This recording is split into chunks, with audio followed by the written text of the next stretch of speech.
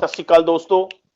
ਅੱਜ ਸਾਡੇ book rack talk 8 ਦੇ ਵਿੱਚ ਗੈਸਟ ਆਫ ਦੀ ਮੰਥ ਨੇ ਮੈਡਮ ਅਨੁਰਾਧਾ ਗੋਇਲ ਜੀ।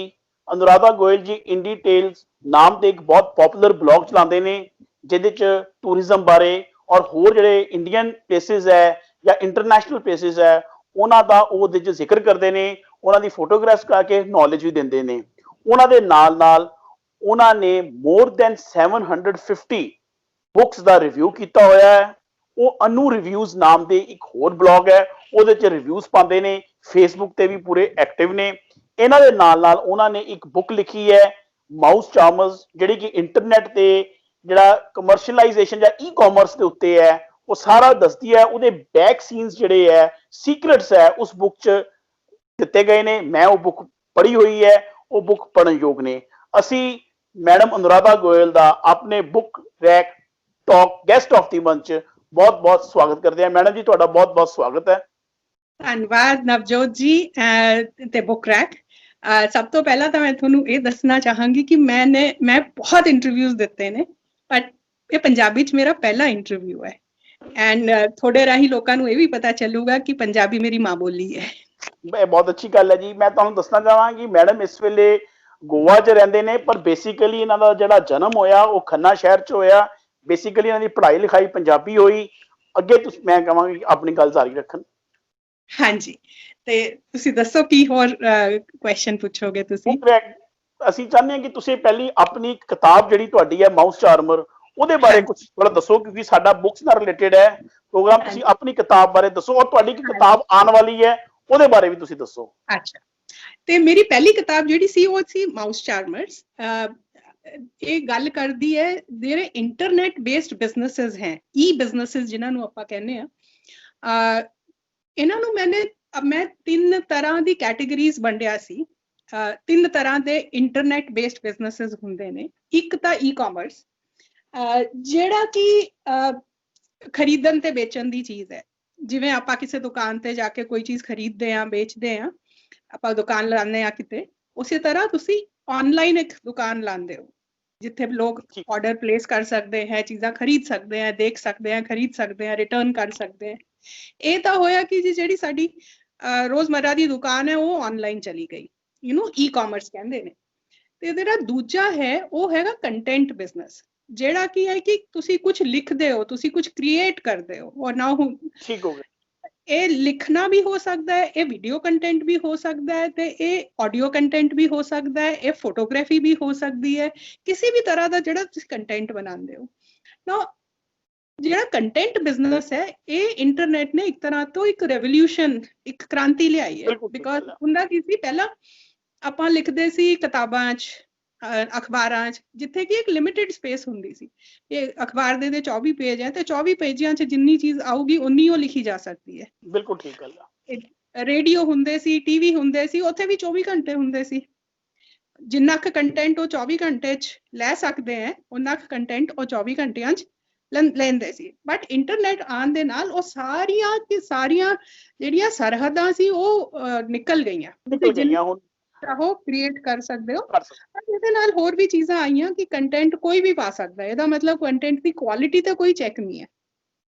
ਠੀਕ ਹੋ ਗਿਆ। तो ਇਹ ਇੱਕ ਨया ਬਿਜ਼ਨਸ ਬਣ ਗਿਆ, ਇੱਕ ਨया ਬਿਜ਼ਨਸ ਮਾਡਲ ਬਣ ਗਿਆ, ਜਿਹਦੇ ਵਿੱਚ ਬਲੌਗਿੰਗ ਹੈ, ਜਿਹਦੇ ਵਿੱਚ ਹੋਰ ਕਈ ਤਰ੍ਹਾਂ ਦੇ ਕੰਟੈਂਟ ਹੈ। ਯੂਜ਼ਰ ਜਨਰੇਟਿਡ ਕੰਟੈਂਟ ਹੈ, ਜਿਵੇਂ ਜ਼ੋਮੈਟੋ ਵਰਗੀ ਕੰਪਨੀ ਆ, ਉਹ ਆਪਣੇ ਕਸਟਮਰਸ, ਆਪਣੇ ਯੂਜ਼ਰ ਤੋਂ ਹੀ ਕੰਟੈਂਟ ਕ੍ਰੀਏਟ ਕਰਵਾਉਂਦੀਆਂ ਨੇ। ਬਿਲਕੁਲ ਠੀਕ ਗੱਲ ਹੈ। ਇਹ ਕੰਟੈਂਟ ਬਿਜ਼ਨਸ ਇੱਕ ਅਲੱਗ ਤਰ੍ਹਾਂ ਦਾ ਬਿਜ਼ਨਸ ਹੋ ਗਿਆ। ਤੇ ਤੀਜਾ ਹੈਗਾ ਕਮਿਊਨਿਟੀ ਬਿਜ਼ਨਸ, ਜਿੱਥੇ ਕਿ ਜਿਹੜੇ ਵੀ ਲੋਕ ਇੱਕ ਕੋਈ ਕਾਮਨ ਇੰਟਰਸਟ ਦੇ ਨਾਲ ਆਉਂਦੇ ਹੈ। ਇਹਦੇ ਵਿੱਚ ਬਹੁਤ ਇੰਟਰਸਟਿੰਗ ਕੰਪਨੀਆਂ ਹੈ, ਜਿਵੇਂ shaadi.com, ਮੈਟਰੀਮੋਨੀਅਲ ਸਾਈਟਸ। ਓਕੇ, ਤੇ ਇਹ ਕੀ ਹੈ, ਇੱਕ ਕਮਿਊਨਿਟੀ ਹੈ ਆਫ ਪੀਪਲ ਜਿਹੜੇ ਕਿ ਆਪਣੇ ਲਈ ਇੱਕ ਜੀਵਨ ਸਾਥੀ ਲੱਭ ਰਹੇ ਨੇ। ਠੀਕ ਹੈ ਜੀ, ਇਹ ਉਹਨਾਂ ਦੀ ਕਮਿਊਨਿਟੀ ਹੈ। ਜਾਂ ਫਿਰ ਕੋਈ ਜਿਹੜੇ ਲੋਕ ਆਪਣੇ ਲਈ ਘਰ ਲੱਭ ਰਹੇ ਨੇ, ਜਾਂ ਜਿਹੜੇ ਲੋਕ ਕੋਈ ਕਾਮਨ ਇੰਟਰਸਟ ਪਰਸਿਊ ਕਰ ਰਹੇ ਨੇ, ਕਿਸੇ ਵੀ ਤਰ੍ਹਾਂ ਦੀ ਜਿਹੜੀ ਕਮਿਊਨਿਟੀ, ਸੇਲ ਪਰਚੇਜ਼ ਨਾ ਵੀ ਹੋਵੇ, ਪਰ ਕੋਈ ਕਮਿਊਨਿਟੀ ਹੈ ਜੋ ਕਿਸੇ ਪਰਪਸ ਲਈ ਆਂਦੀ ਹੈ। Common purpose, it's a community.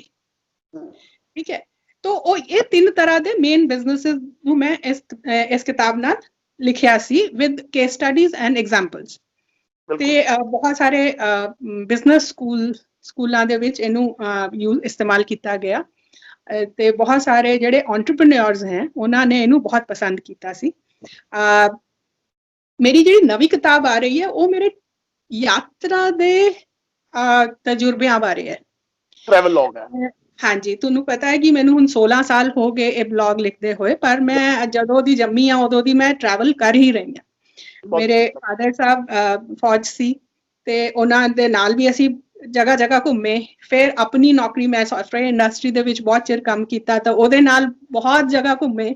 ਤੇ ਫਿਰ 2004 ਚ ਮੈਂ ਬਲੌਗ ਲਿਖਣਾ ਸ਼ੁਰੂ ਕੀਤਾ ਤੇ ਹੁਣ ਪਿਛਲੇ 10-15 ਸਾਲ ਤੋਂ ਫੁੱਲ ਟਾਈਮ ਟਰੈਵਲ ਵੀ ਕੀਤਾ। ਤੇ ਮੇਰੇ ਜਿਹੜੇ ਆਪਣੇ ਦੇਸ਼ ਨੂੰ ਦੇਖਣ ਦੇ ਟਰੈਵਲ ਦੇ ਤਜਰਬੇ ਹੈ ਕਿ ਇਹ ਦੇਸ਼ ਕਿਵੇਂ ਜੁੜਿਆ ਹੈ। ਤਾਂ ਮੈਂ ਇੱਕ ਜਗ੍ਹਾ ਕਿਤੇ ਭਾਸ਼ਣ ਦਿੱਤਾ ਸੀ ਤਾਂ ਉੱਥੇ ਕਿਹਾ ਸੀ ਕਿ ਜੇ ਇਹ ਦੇਸ਼ ਹੈ ਨਾ, ਇਹ ਯਾਤਰੀਆਂ ਦਾ ਦੇਸ਼ ਹੈ, ਇਹਨੂੰ ਜੋੜਦੀ ਹੀ ਯਾਤਰਾ ਹੈ। ਜਿਹੜਾ ਕੋਈ ਆਪਣਾ ਉੱਤਰ ਭਾਰਤ ਚ ਵੀ ਬੈਠਾ ਹੈ ਉਹ ਵੀ ਕਹਿੰਦਾ ਮੈਂ ਰਾਮੇਸ਼ਵਰਮ ਦੇਖਾ ਆ, ਉਹਨੂੰ ਵੀ ਪਤਾ ਨੀਚੇ ਕੰਨਿਆ ਕੁਮਾਰੀ ਹੈ। ਜਿਹੜਾ ਥੱਲੇ ਬੈਠਾ ਉਹਨੂੰ ਵੀ ਪਤਾ ਵੀ ਮੈਂ ਬਨਾਰਸ ਜਾਣਾ, ਹਰਮੰਦਰ ਸਾਹਿਬ ਜਾਣਾ ਹੈ। ਬਿਲਕੁਲ ਠੀਕ ਗੱਲ। तो यात्रा ਦਾ ਦੇਸ਼ ਹੈ, ਯਾਤਰਾ ਜੋ ਹੈ ਉਹ ਇਸ ਦੇਸ਼ ਨੂੰ ਜੋੜਦੀ ਹੈ। ਤੇ ਇਸ ਐਕਸਪੀਰੀਅੰਸ ਦੇ ਬਾਰੇ ਮੇਰੀ ਆਉਣ ਵਾਲੀ ਕਿਤਾਬ ਹੈ, ਜਦੋਂ ਆਊਗੀ ਤਾਂ ਫਿਰ ਆਪਾਂ ਇੱਕ ਵਾਰ ਫਿਰ ਉਹਦੇ ਬਾਰੇ ਗੱਲ ਕਰਾਂਗੇ। ਬਿਲਕੁਲ ਕਰਾਂਗੇ ਜੀ, ਆਪਾਂ ਬੜੀ ਈਗਰਲੀ ਵੇਟ ਕਰ ਰਹੇ ਹਾਂ ਜੀ ਉਸ ਕਿਤਾਬ ਦੀ, ਔਰ ਅਸੀਂ ਉਸ ਕਿਤਾਬ ਨੂੰ ਪੜਾਂਗੇ ਔਰ ਫਿਰ ਤੁਹਾਡੇ ਨਾਲ ਗੱਲ ਕਰਾਂਗੇ। ਆਪਾਂ ਤੁਹਾਡੀ ਮਾਊਸ ਚਾਰਮਰ ਦੀ ਗੱਲ ਕੀਤੀ। ਅਗਰ ਮੈਂ ਤੁਹਾਡੇ ਕੋਲ ਪੁੱਛਣਾ ਚਾਹਾਂ ਕਿ ਤੁਸੀਂ ਰੀਡਿੰਗਸ ਰਿਵਿਊਜ਼ ਕਰਦੇ ਹੋ, ਬੁੱਕਸ ਦਾ ਰਿਵਿਊ ਕਰਦੇ ਹੋ, ਅਗਰ ਵੈਸੇ ਤੁਸੀਂ ਜਿੱਦਾਂ ਕਿਹਾ ਕਿ ਮੇਰੀ ਕੋਈ ਫੇਵਰੇਟ ਇਦਾਂ ਦੀ ਬੁੱਕ ਨਹੀਂ ਹੈਗੀ, ਪਰ ਮੈਂ ਪੁੱਛਣਾ ਚਾਹਾਂਗਾ ਕਿ ਤੁਹਾਡੀ ਕੋਈ ਇੱਕ ਫੇਵਰੇਟ ਕੋਈ ਬੁੱਕ ਹੋਵੇ ਜਾਂ ਤੁਹਾਨੂੰ ਬਹੁਤ ਤੁਸੀਂ ਰਿਕਮੈਂਡ ਕਰਨੇ ਚਾਹੋ ਸਾਡੇ ਦਰਸ਼ਕਾਂ ਨੂੰ ਕਿ ਇਹ ਪੜ੍ਹਨੀ ਚਾਹੀਦੀ ਹੈ ਇੱਕ ਪਾਰਟਿਕੂਲਰ ਬੁੱਕ। ਉਹਦੇ ਨਾਲ ਇੱਕ ਹੋਰ ਕੁਐਸਚਨ ਜੁੜਿਆ ਵੀ ਰੀਡਿੰਗ ਹੈਬਿਟ ਨੂੰ, ਕਈ ਸਾਡੇ ਕੋਲ ਬੰਦੇ ਆਉਂਦੇ ਨੇ ਪੁੱਛਦੇ ਨੇ ਕਿ ਤੁਸੀਂ ਰਿਵਿਊਜ਼ ਕਰਦੇ ਹੋ ਕਿ ਸਾਡੇ ਕੋਲ ਰੀਡਿੰਗ ਹੋ ਨਹੀਂ ਪਾਉਂਦੀ, 5 ਪੇਜ ਪੜ੍ਹ ਜਾਂਦੇ ਨੇ, ਉਹ ਰੀਡਿੰਗ ਹੈਬਿਟ ਨੂੰ ਕਿਵੇਂ ਡਿਵੈਲਪ ਕੀਤਾ ਜਾਏ ਉਹਦੇ ਬਾਰੇ ਵੀ ਸਾਨੂੰ ਥੋੜਾ ਜਿਹਾ ਤੁਸੀਂ ਗਾਈਡੈਂਸ ਦਿਓ ਸਾਡੇ ਦਰਸ਼ਕਾਂ ਨੂੰ। ਹਾਂਜੀ, ਤਾਂ ਸਭ ਤੋਂ ਪਹਿਲਾਂ ਦੇਖੋ, ਜਦੋਂ ਤੁਸੀਂ ਕੋਈ ਵੀ ਚੀਜ਼ ਬਹੁਤ ਜ਼ਿਆਦਾ ਕਰ ਲੈਂਦੇ ਹੋ ਨਾ, ਫਿਰ ਉਹਦੇ ਵਿੱਚੋਂ ਇੱਕ ਚੁਣਨਾ ਬੜਾ ਔਖਾ ਹੁੰਦਾ ਹੈ। ਜੇ ਤੁਸੀਂ ਮੈਨੂੰ ਕ੍ਰਾਈਟੇਰੀਆ ਦੇ ਦਿਓ ਕਿ ਇਸ ਏਰੀਆ 'ਚ ਇੱਕ ਕਿਤਾਬ ਦੱਸੋ ਤਾਂ ਸ਼ਾਇਦ ਮੈਂ ਦੱਸ ਟਰੈਵਲ ਦੇ ਉੱਤੇ ਦੱਸ ਸਕਦੇ ਹੋ ਤੁਸੀਂ। ਹਾਂਜੀ, ਮੈਂ ਦੱਸਦੀ ਹਾਂ, ਪਰ ਮੈਂ ਤੁਹਾਨੂੰ ਦੱਸਦੀ ਹਾਂ 3-4 ਤਰ੍ਹਾਂ ਦੀ ਕਿਤਾਬਾਂ ਜਿਹੜੀਆਂ ਹਰ ਕਿਸੇ ਨੂੰ ਪੜ੍ਹਨੀਆਂ ਚਾਹੀਦੀਆਂ।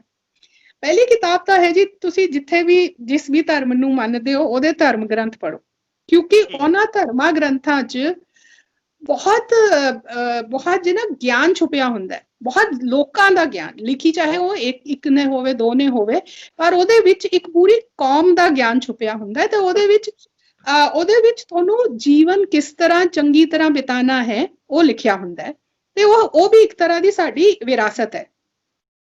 ਇੱਕ ਉਹ ਪੜ੍ਹੋ। ਦੂਜੀ, ਤੁਸੀਂ ਜਿੱਥੇ ਤੋਂ ਆਉਂਦੇ ਹੋ, ਜਿੱਥੇ ਤੁਹਾਡੀਆਂ ਜੜ੍ਹਾਂ ਨੇ, ਉੱਥੇ ਦੀਆਂ ਕਿਤਾਬਾਂ ਪੜ੍ਹੋ। ਜੇ ਤੁਸੀਂ ਹੁਣ ਪੰਜਾਬ 'ਚ ਰਹਿੰਦੇ ਹੋ ਤਾਂ ਪੰਜਾਬੀ ਲਿਟਰੇਚਰ ਪੜ੍ਹਨਾ ਬਣਦਾ ਹੈ। ਇਨਫੈਕਟ ਮੇਰੇ ਕੋਲ ਹਲੇ ਵੀ ਸ਼ਿਵ ਕੁਮਾਰ ਬਟਾਲਵੀ ਜੀ ਦੀ ਪੂਰੀ ਕਵਿਤਾ ਦੀ ਕਿਤਾਬ ਹੈ, ਉਹਦੀ ਪੋਇਟਰੀ ਦੀ ਕਿਤਾਬ ਹੈ। ਮੇਰੇ ਕੋਲ ਅੰਮ੍ਰਿਤਾ ਪ੍ਰੀਤਮ ਦੀ ਕਿਤਾਬਾਂ ਹੈ ਪੰਜਾਬੀ 'ਚ, ਤੇ ਬਹੁਤ ਸਾਰਾ ਇੱਕ ਬੜਾ ਸ਼ੈਲਫ ਹੈ ਹਿੰਦੀ ਕਿਤਾਬਾਂ ਦਾ। ਹਿੰਦੀ, ਪੰਜਾਬੀ, ਅੰਗਰੇਜ਼ੀ ਤਿੰਨ ਭਾਸ਼ਾ ਮੈਂ ਪੜ੍ਹਦੀ ਹਾਂ। ਤੇ ਜਿੱਥੋਂ ਤੁਸੀਂ ਆਉਂਦੇ ਹੋ ਉੱਥੇ ਦਾ ਲਿਟਰੇਚਰ ਪੜ੍ਹੋ, ਕਿਉਂਕਿ ਕਿਤਾਬਾਂ ਕੀ ਹੁੰਦੀ ਹੈ, ਕਿਤਾਬਾਂ ਸਾਨੂੰ ਇੱਕ ਦੂਜੇ ਸਮੇਂ ਤੇ ਇੱਕ ਦੂਜੀ ਜਗ੍ਹਾ ਤੇ ਲੈ ਜਾਂਦੀ ਹੈ। ਜਿਸ ਵੇਲੇ ਉਹ ਲਿਖੀਆਂ ਗਈਆਂ ਤੇ ਜਿਸ ਜਗ੍ਹਾ ਤੇ ਉਹ ਲਿਖੀਆਂ ਗਈਆਂ ਜਾਂ ਜਿਸ ਜਗ੍ਹਾ ਦੇ ਬਾਰੇ 'ਚ ਉਹ ਲਿਖੀਆਂ ਗਈਆਂ, ਕਿਤਾਬਾਂ ਸਾਨੂੰ ਉਸ ਜ਼ੋਨ 'ਚ ਲੈ ਜਾਂਦੀਆਂ। ਠੀਕ ਹੋ। ਤੇ ਇੱਕ ਤਾਂ ਜ਼ਰੂਰੀ ਹੈ ਕਿ ਆਪਣੀ ਜੜ੍ਹਾਂ ਦੇ ਵਿੱਚ ਜਾਈਏ।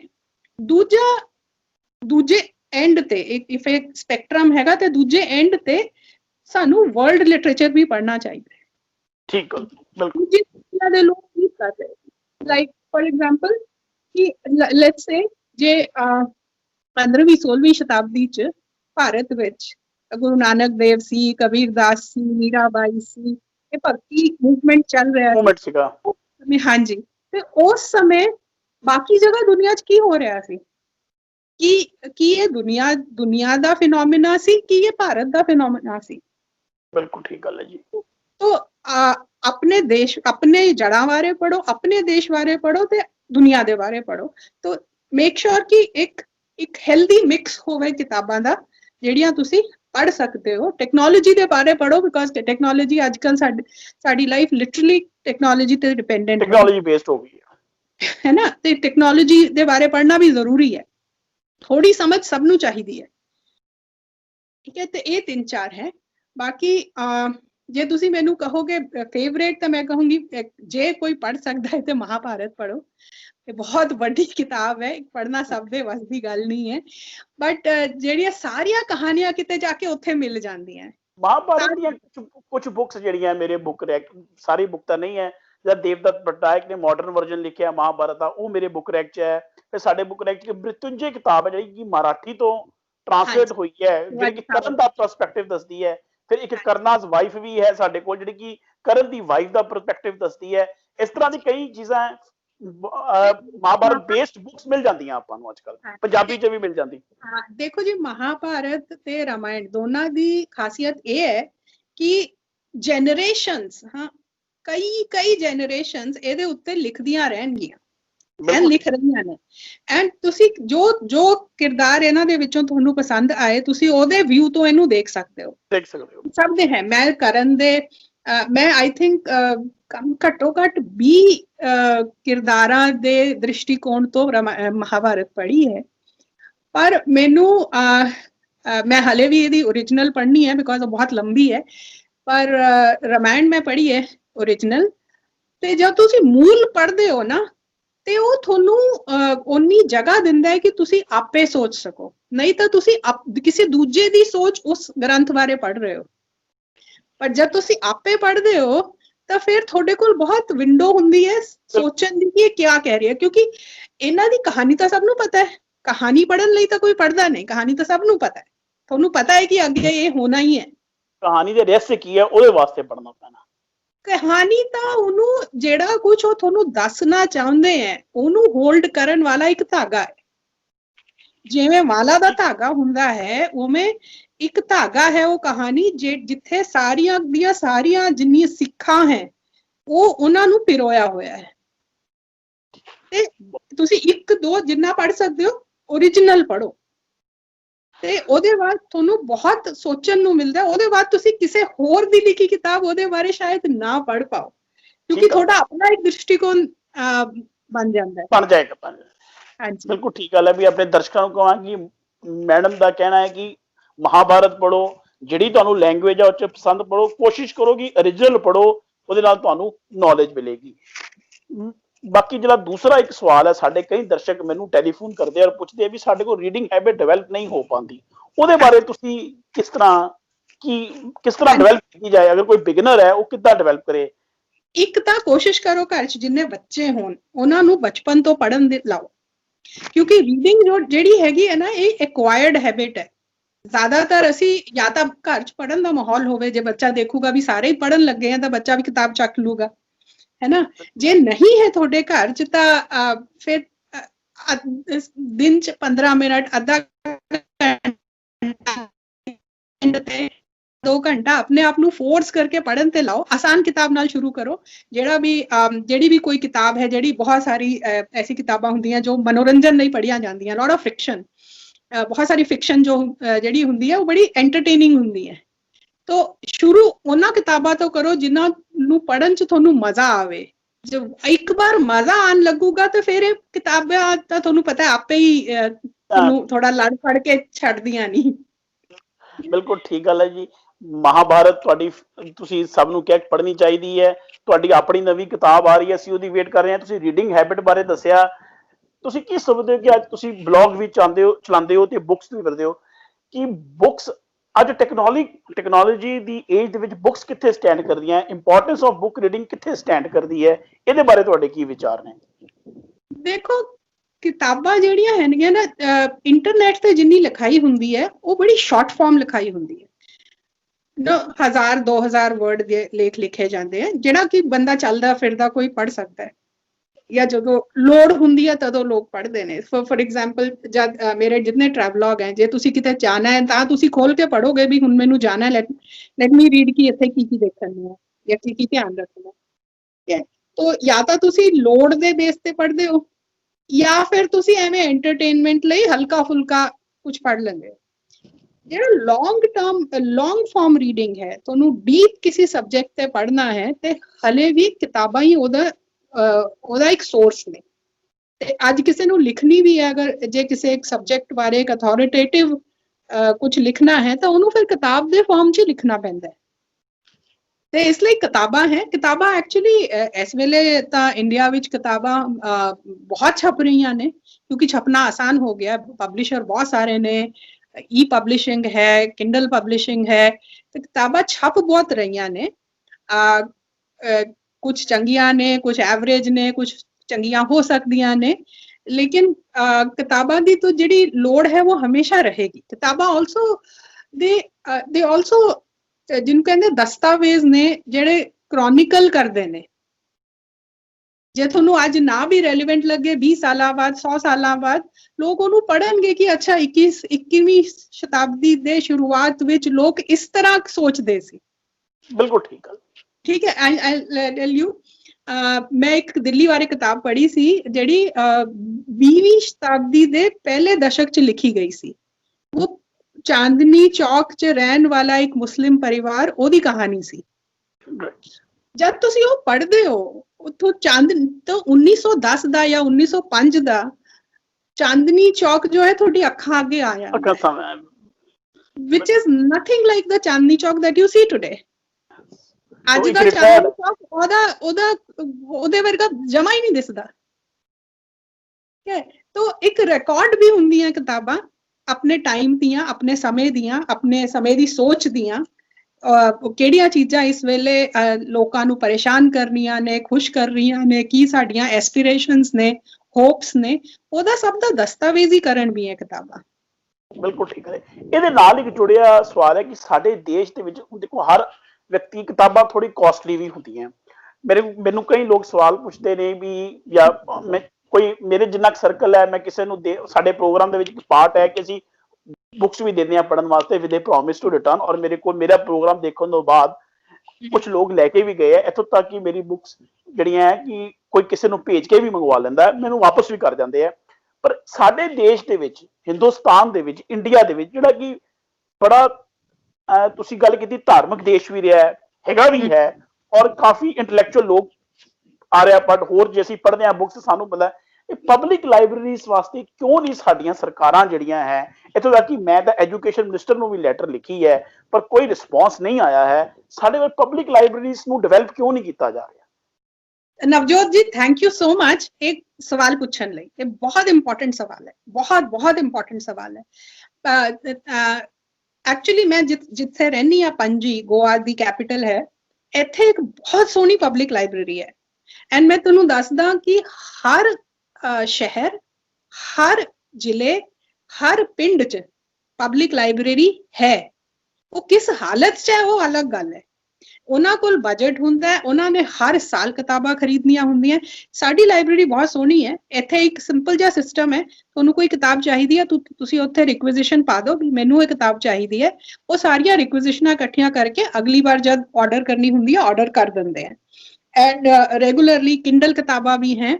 ਤੇ ਇੱਕ ਗੱਲ ਤੁਹਾਡੀ ਠੀਕ ਹੈ ਕਿ ਸਰਕਾਰ ਜ਼ਿਆਦਾ ਇਹਦੇ ਧਿਆਨ ਨਹੀਂ ਦੇ ਰਹੀ, ਬਟ ਅਸੀਂ ਐਜ਼ ਨਾਗਰਿਕ ਵੀ ਸਰਕਾਰ ਤੋਂ ਮੰਗ ਨਹੀਂ ਰਹੇ। ਜਿਹੜੀਆਂ ਮੈਨੂੰ ਹੁਣ ਵੀ ਯਾਦ ਹੈ, ਚੰਡੀਗੜ੍ਹ ਦੀ ਪਬਲਿਕ ਲਾਇਬ੍ਰੇਰੀ ਬਹੁਤ ਵੱਡੀ ਪਬਲਿਕ ਲਾਇਬ੍ਰੇਰੀ ਹੈ, ਕੋਈ ਨਹੀਂ ਜਾਂਦਾ ਉੱਥੇ। ਅਸੀਂ ਕਿੰਨਾ ਕੁ ਜਾਂਦੇ ਹਾਂ ਉੱਥੇ? ਸਾਡੀ ਯੂਨੀਵਰਸਿਟੀਆਂ 'ਚ ਲਾਇਬ੍ਰੇਰੀਜ਼ ਨੇ, ਸਾਡੇ ਕਾਲਜਾਂ 'ਚ ਲਾਇਬ੍ਰੇਰੀਆਂ ਨੇ, ਸਾਡੇ ਸਕੂਲਾਂ 'ਚ ਲਾਇਬ੍ਰੇਰੀਆਂ ਨੇ, ਸਾਡੀ ਕਲੋਨੀਆਂ 'ਚ ਲਾਇਬ੍ਰੇਰੀਆਂ ਨੇ, ਪਰ ਅਸੀਂ ਉੱਥੇ ਜਾਂਦੇ ਹੀ ਨਹੀਂ। ਅਤੇ ਸਾਡੀ ਜਿਹੜੀ ਪਬਲਿਕ ਲਾਇਬ੍ਰੇਰੀ ਹੈ ਉਹ ਸਾਡੀ ਆਪਣੀ ਪ੍ਰਾਪਰਟੀ ਹੈ। ਸਾਨੂੰ ਜਿਹੜੀ ਵੀ ਆਪਣੇ ਜਿੱਥੇ ਵੀ ਆਪਾਂ ਰਹਿੰਦੇ ਹਾਂ, ਉੱਥੇ ਦੇ ਐਡਮਿਨਿਸਟ੍ਰੇਸ਼ਨ ਨੂੰ ਪੁੱਛਣਾ ਚਾਹੀਦਾ ਭਾਈ ਇਹਦੇ ਕਿਤਾਬਾਂ ਕਿਉਂ ਨਹੀਂ ਮੰਗਾਉਂਦੇ। ਇਨਫੈਕਟ ਉੱਥੇ ਕਿਤਾਬਾਂ ਹੈਗੀਆਂ, ਲੋੜ ਹੈ ਕਿ ਅਸੀਂ ਉੱਥੇ ਜਾ ਕੇ ਉਹਨਾਂ ਨੂੰ ਯੂਜ਼ ਕਰੀਏ। ਤੁਹਾਡੀ ਗੱਲ ਠੀਕ ਹੈ ਕਿ ਗੋਆ ਦੇ ਵਿੱਚ ਜਾਂ ਇਹ ਜਿਹੜਾ ਸਾਊਥ ਇੰਡੀਆ ਦੇ ਵਿੱਚ ਜਦੋਂ ਮੈਂ ਵੀ ਟਰੈਵਲ ਕੀਤਾ ਹੈ, ਜਾਂ ਕੇਰਲਾ ਦੇ ਵਿੱਚ ਹੈ, ਬੁੱਕ ਰੀਡਿੰਗ ਦੀ ਲਾਇਬ੍ਰੇਰੀਜ਼, ਪਬਲਿਕ ਲਾਇਬ੍ਰੇਰੀਜ਼ ਅਵੇਲੇਬਲ ਹੈਗੀਆਂ। ਲੇਕਿਨ ਜਦੋਂ ਅਸੀਂ ਨਾਰਥ ਤੋਂ ਆਉਂਦੇ ਹਾਂ, ਪੰਜਾਬ ਦੇ ਵੱਲ ਨੂੰ ਆਉਂਦੇ ਹਾਂ, ਦਿੱਲੀ ਵੱਲ ਨੂੰ ਆਉਂਦੇ ਹਾਂ, ਜਾਂ ਅਸੀਂ ਪੰਜਾਬ ਦੀ ਗੱਲ ਕਰਦੇ ਕਿ ਅਸੀਂ ਪੰਜਾਬ ਦੇ ਰਹਿਣ ਵਾਲੇ ਹਾਂ, ਸਾਨੂੰ ਇਹ ਕਮੀ ਮਹਿਸੂਸ ਹੁੰਦੀ ਹੈ ਕਿ ਲਾਇਬ੍ਰੇਰੀਜ਼ ਜਿਹੜੀਆਂ ਹੈ ਉਹ ਨਹੀਂ ਇੱਥੇ ਡਿਵੈਲਪ ਹੋ ਰਹੀਆਂ। ਇਹਦੇ ਵਾਸਤੇ ਆਪਾਂ ਨੂੰ ਕੀ ਕਰਨਾ? ਮੈਨੂੰ ਇੰਨਾ ਪਤਾ, ਚੰਡੀਗੜ੍ਹ 'ਚ ਡੈਫੀਨੇਟਲੀ ਬਹੁਤ ਵੱਡੀ ਲਾਇਬ੍ਰੇਰੀ ਹੈ, ਪਬਲਿਕ ਲਾਇਬ੍ਰੇਰੀ। ਚੰਡੀਗੜ੍ਹ 'ਚ ਹੈ ਯੂਨੀਵਰਸਿਟੀ ਲਾਇਬ੍ਰੇਰੀਜ਼ ਤੁਹਾਡੇ ਉੱਥੇ ਵੀ, ਜਿੰਨੀ ਕਾਲਜ ਸਕੂਲਾਂ ਦੀ ਲਾਇਬ੍ਰੇਰੀਆਂ ਤਾਂ ਹੈਗੀਆਂ। ਹੈਗੀਆਂ, ਬਿਲਕੁਲ ਹੈਗੀਆਂ ਜੀ। ਹਾਂਜੀ, ਜੇ ਤੁਸੀਂ ਜਲੰਧਰ ਚ ਰਹਿੰਦੇ ਹੋ तो जलंधर डिस्ट्रिक्ट लाइब्रेरी हो ऐसा नहीं हो सकता, नहीं है, it has to be there. Library ਹੈ ਹਰ ਡਿਸਟ੍ਰਿਕਟ 'ਚ ਹੈ, ਜਲੰਧਰ 'ਚ ਵੀ ਹੈ, ਲੇਕਿਨ ਉਹਦੇ ਨਾਲ ਜਿੱਦਾਂ ਹੁਣ ਤੁਹਾਡੀ ਬੁੱਕਸ ਆ ਰਹੀਆਂ ਜਾਂ ਲੇਟੈਸਟ ਬੁੱਕਸ ਆ ਰਹੀਆਂ, ਉਹਨੂੰ ਅਪਡੇਟ ਕਿਉਂ ਨਹੀਂ ਕੀਤਾ ਜਾਂਦਾ, ਇਹ ਮੇਰਾ ਕੁਐਸਚਨ ਹੈ। ਉਹ ਚੀਜ਼ ਆਪਾਂ ਸ਼ੁਰੂ ਕਰਦੇ ਆ ਨਾ, ਤੁਸੀਂ ਲਾਇਬ੍ਰੇਰੀਅਨ ਨੂੰ ਜਾ ਕੇ ਪੁੱਛੋ ਕਿ ਭਾਈ ਮੈਨੂੰ ਕਿਤਾਬਾਂ ਚਾਹੀਦੀਆਂ, ਤੂੰ ਦੱਸ ਮੈਂ ਕਿਵੇਂ ਮੰਗਾਵਾਂ, ਜਾਂ ਯੂ نو ਤੁਹਾਨੂੰ in fact if I am not wrong every library has a system there are people they can nominate to recommend books। ਕਿਉਂਕਿ ਮੈਨੂੰ ਪਤਾ ਹੈ ਕਿ ਜਦ ਮੈਂ ਗੋਆ ਆਈ ਸੀ, ਉਹਨਾਂ ਨੇ ਮੈਨੂੰ ਪੁੱਛਿਆ ਸੀ ਵੀ ਤੁਸੀਂ ਆਪਣੀ ਪੂਰੀ ਲਿਸਟ ਦੇ ਦਿਓ ਜਿਹੜੀਆਂ ਕਿਤਾਬਾਂ ਤੁਹਾਨੂੰ ਲੱਗਦਾ ਹੈ ਵੀ ਲਾਇਬ੍ਰੇਰੀ 'ਚ ਹੋਣੀ ਚਾਹੀਦੀ ਹੈ। ਤੇ ਮੇਰੀ ਵੀ ਕਿਤਾਬ ਆਉਂਦੀ ਹੈ, ਜਦ ਮੇਰੀ ਕਿਤਾਬ ਆਉਂਦੀ ਹੈ ਮੈਂ ਉਹਨਾਂ ਨੂੰ ਇੱਕ ਮੇਲ ਭੇਜਦੀ ਹਾਂ ਵੀ ਮੇਰੀ ਕਿਤਾਬ ਆਈ ਹੈ, ਇਹਦੀ ਇੱਕ ਕਾਪੀ ਤੁਸੀਂ ਮੰਗਾ ਲਓ, ਮੰਗਾ ਲੈਂਦੇ ਆ। ਬਟ ਸਾਨੂੰ ਮਤਲਬ ਉਹਨਾਂ ਦੀ ਗਲਤੀ ਤਾਂ ਹੈ ਹੀ, ਪਰ ਉਹਨੂੰ ਸੁਧਾਰਨ ਲਈ ਹੁਣ ਉਹਨਾਂ ਨੂੰ ਤਾਂ ਬਦਲ ਨਹੀਂ ਸਕਦੇ ਅਸੀਂ, ਜਾ ਕੇ ਪੁੱਛਣਾ ਚਾਹੀਦਾ ਹੈ। ਅਸੀਂ ਜਾ ਕੇ ਜੇ ਉੱਥੇ ਬੈਠਾਂਗੇ, ਕਿਤਾਬਾਂ ਇਸਤੇਮਾਲ ਕਰਾਂਗੇ, ਉਹਨਾਂ ਨੂੰ ਵੀ ਲੱਗੇਗਾ ਕਿ ਉਹਨਾਂ ਦਾ ਕੰਮ ਕੋਈ ਦੇਖ ਰਿਹਾ ਹੈ, नहीं तो आंदे अपना जो भी करना है एडमिनिस्ट्रेटिव काम करके चले जाते हैं। बिल्कुल ठीक है, it's a combined effort कोशिश रीडिंग हैबिट ਸਾਡਾ ਜਿਹੜਾ ਪ੍ਰੋਗਰਾਮ ਹੈ, ਇੱਕ ਮੋਟਿਵ ਹੈ ਕਿ ਰੀਡਿੰਗ ਹੈबिट ਡਿਵੈਲਪ ਹੋਵੇ। ਕਲੱਬ ਚਲਾਉਂਦੇ ਹੋ, ਜੇ ਤੁਸੀਂ ਇੱਕ ਰੀਡਿੰਗ ਕਲੱਬ ਚਲਾਉਂਦੇ ਹੋ, ਤੁਸੀਂ ਕਹੋ ਅਸੀਂ ਮੀਟਿੰਗ ਲਾਇਬ੍ਰੇਰੀ 'ਚ ਕਰਨੀ ਹੈ, ਅਸੀਂ ਤਾਂ ਲਾਇਬ੍ਰੇਰੀਅਨ ਨੂੰ ਇਨਕਲੂਡ ਕਰਨਾ ਹੈ। ਬਿਲਕੁਲ ਠੀਕ ਹੈ, ਥੋੜਾ ਐਫਰਟ ਲੱਗੂਗਾ ਬਿਕਾਜ਼ ਇਹ ਨਹੀਂ ਕਰਦੇ ਅਸੀਂ ਥੋੜੇ ਉੱਪਰ ਤੋਂ ਨੀਚੇ ਵੀ ਗੋਆ ਇਜ਼ ਐਨ ਐਕਸੈਪਸ਼ਨ। ਬਿਲਕੁਲ ਠੀਕ, ਬਾਕੀ ਲੋਕਾਂ ਨੂੰ ਇਹ ਪਤਾ ਵੀ ਨਹੀਂ ਹੋਣਾ ਕਿ ਤੁਹਾਡੀ ਲਾਇਬ੍ਰੇਰੀ ਕਿੱਥੇ ਹੈ। ਬਿਲਕੁਲ ਠੀਕ ਗੱਲ, ਠੀਕ ਹੈ। ਮੈਂ ਤੁਹਾਨੂੰ ਦੱਸਾਂ, ਹੈਦਰਾਬਾਦ ਜਦੋਂ ਮੈਂ ਰਹਿੰਦੀ ਸੀ, ਇੱਥੇ ਇੱਕ ਬਹੁਤ ਵੱਡੀ ਲਾਇਬ੍ਰੇਰੀ ਹੈ ਤੇ ਹੈਦਰਾਬਾਦ ਦੇ ਨਿਜ਼ਾਮ ਨੇ ਉਹਨੂੰ ਲਾਇਬ੍ਰੇਰੀ ਬਣਾਇਆ ਸੀ। ਐਂਡ ਉਸ ਜ਼ਮਾਨੇ 'ਚ 100 ਸਾਲ ਪਹਿਲਾਂ, ਉਸ ਜ਼ਮਾਨੇ 'ਚ ਉਹਦੇ ਵਿੱਚ ਕਿਤਾਬਾਂ ਨੂੰ ਉੱਪਰ ਨੀਚੇ ਲੈ ਜਾਣ ਲਈ ਲਿਫਟ ਸੀ। ਠੀਕ ਹੋ ਗਿਆ ਜੀ, ਬਹੁਤ ਸੋਹਣੀ ਲਾਇਬ੍ਰੇਰੀ। ਲੇਕਿਨ ਤੁਸੀਂ ਅੱਜ ਜਾ ਕੇ ਦੇਖੋ, ਕਿਸੇ ਨੂੰ ਪਤਾ ਵੀ ਨਹੀਂ ਹੈ ਕਿ ਲਾਇਬ੍ਰੇਰੀ ਹੈ, ਕੋਈ ਇਸਤੇਮਾਲ ਨਹੀਂ ਕਰਦਾ, ਕਿਤਾਬਾਂ ਤੇ ਐਡੀ ਵੱਡੀ ਧੁੱਲ ਪਈ ਹੈ। ਤੇ ਤੁਸੀਂ ਯੂ نو ਜਦ ਮੈਂ ਉਹਨਾਂ ਦੇ ਨਾਲ ਗੱਲ ਕੀਤੀ, ਕਹਿੰਦੇ ਕੋਈ ਆਉਂਦਾ ਤਾਂ ਹੈ ਨਹੀਂ, ਅਸੀਂ ਕੀ ਕਰੀਏ। ਬਿਲਕੁਲ ਠੀਕ ਗੱਲ ਹੈ ਤੁਹਾਡੀ, ਰੀਡਿੰਗ ਹੈਬਿਟ ਵੀ ਡਿਵੈਲਪ, ਜਿਹੜੇ ਅਸੀਂ ਲੋਕ ਕਿਤਾਬਾਂ ਦੀ ਅਹਿਮੀਅਤ ਨੂੰ ਸਮਝਦੇ ਹਾਂ, ਸਾਨੂੰ ਵੀ ਜਾ ਕੇ ਪੁੱਛਣਾ ਚਾਹੀਦਾ ਭਾਈ, it's are right as public, it's are right.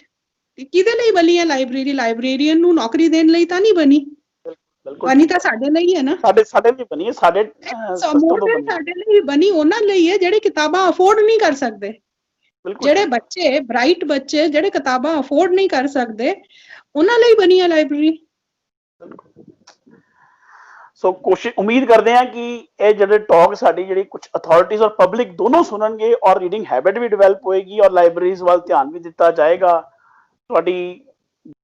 ਤੁਸੀਂ ਟਾਈਮ ਲਿਆ, ਬੁੱਕ ਰੀਡਿੰਗ ਦੀ ਤੁਸੀਂ ਇੰਪੋਰਟੈਂਸ ਦੱਸੀ, ਸਭ ਕੁਝ ਦੱਸਿਆ, ਤੁਹਾਡੀ ਆਉਣ ਵਾਲੀ ਬੁੱਕ ਦਾ ਅਸੀਂ ਇੰਤਜ਼ਾਰ ਕਰਾਂਗੇ। ਤੁਹਾਡੇ ਨਾਲ ਬਹੁਤ ਅੱਛੀ ਗੱਲਬਾਤ ਹੋਈ ਹੈ ਤੇ ਉਮੀਦ ਕਰਦੇ ਹਾਂ ਕਿ ਸਾਡਾ ਬੁੱਕ ਰੈਕ ਦਾ ਜਿਹੜਾ guest of the month programme ਹੈ, ਦਰਸ਼ਕਾਂ ਨੂੰ ਪਸੰਦ ਆਇਆ ਹੋਏਗਾ। ਔਰ ਅਸੀਂ ਵਾਕਈ ਜਿਹੜੀ ਤੁਹਾਡੀ ਟਰੈਵਲ ਬਲੌਗਸ ਜਿਹੜੀ ਹੈ ਇੰਡੀ ਟੇਲਸ, ਉਹ ਮੈਂ ਬਾਕੀਆਂ ਨੂੰ ਵੀ ਕਹਾਂਗਾ ਕਿ ਤੁਸੀਂ ਉਹਨੂੰ ਦੇਖੋ। ਮੈਂ ਰੈਗੂਲਰਲੀ ਫੋਲੋ ਕਰ ਰਿਹਾ ਕੁਝ ਐਸੀਆਂ ਟਰੈਵਲ ਚੀਜ਼ਾਂ, ਔਰ ਇਹਨਾਂ ਦੇ ਰਿਕਮੈਂਡੇਸ਼ਨ ਤੇ ਮੈਂ 2-3 ਜਗ੍ਹਾ ਘੁੰਮ ਕੇ ਵੀ ਆਇਆ ਹੋਇਆ, ਕਿਉਂਕਿ ਜੋ ਮੈਨੂੰ ਮਿਲਦੀਆਂ ਨੇ ਔਰ ਉਹ 'ਚ ਕਾਫੀ ਨੌਲੇਜ ਮਿਲਦੀ ਹੈ। ਅਸੀਂ ਮੈਡਮ ਤੁਹਾਡਾ ਬਹੁਤ ਧੰਨਵਾਦ ਕਰਦੇ ਹਾਂ, ਤੁਸੀਂ ਸਪੈਸ਼ਲੀ ਗੋਆ ਤੋਂ ਸਾਡੇ ਨਾਲ ਜੁੜੇ, ਤੁਹਾਡਾ ਬਹੁਤ ਧੰਨਵਾਦ। ਜਦੋਂ ਤੁਹਾਡੀ ਬੁੱਕ ਰਿਲੀਜ਼ ਹੋਏਗੀ, ਅਸੀਂ ਤੁਹਾਨੂੰ ਦੁਬਾਰਾ ਬੁਲਾਵਾਂਗੇ। ਥੈਂਕ ਯੂ ਨਵਜੋਤ ਜੀ, ਥੈਂਕ ਯੂ ਸੋ ਮਚ, ਧੰਨਵਾਦ।